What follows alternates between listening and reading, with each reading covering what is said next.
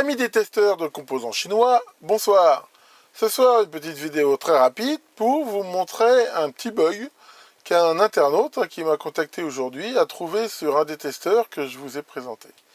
C'est un petit bug honnêtement qui n'est pas vraiment gênant, mais enfin j'ai quand même tenu à faire cette petite vidéo rapide pour vous le signaler, sachant qu'il est important éventuellement de le connaître de façon à éviter toute erreur.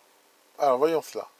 Comment se manifeste ce petit bug? Voici un transistor MOS et je vais le mettre ici dans ce sens-là et lancer le test. Donc là on voit que le test se déclenche. Voilà, et on note qu'il nous trouve bien le brochage ici 1, 2, 3 grille drain source. Et sur le schéma qu'on peut voir ici, donc sur la touche 2 qui est le drain, on a, d'après lui, la cathode de la diode.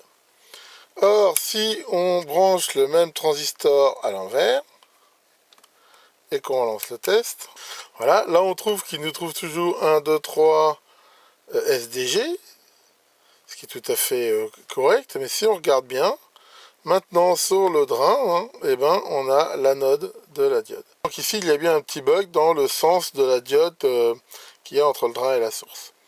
Alors j'ai essayé aussi avec un transistor MOS canal P, ça fait exactement pareil. Donc a priori c'est un petit bug du logiciel. J'ai voulu savoir si ce bug était aussi sur les autres testeurs que je vous ai présentés. Donc j'ai essayé aussi sur celui-là, merci Maurice, qui a exactement le même problème, mais de toute façon, il est quasiment certain que ces deux modèles-là, c'est exactement les mêmes. La seule chose qui change, c'est l'affichage.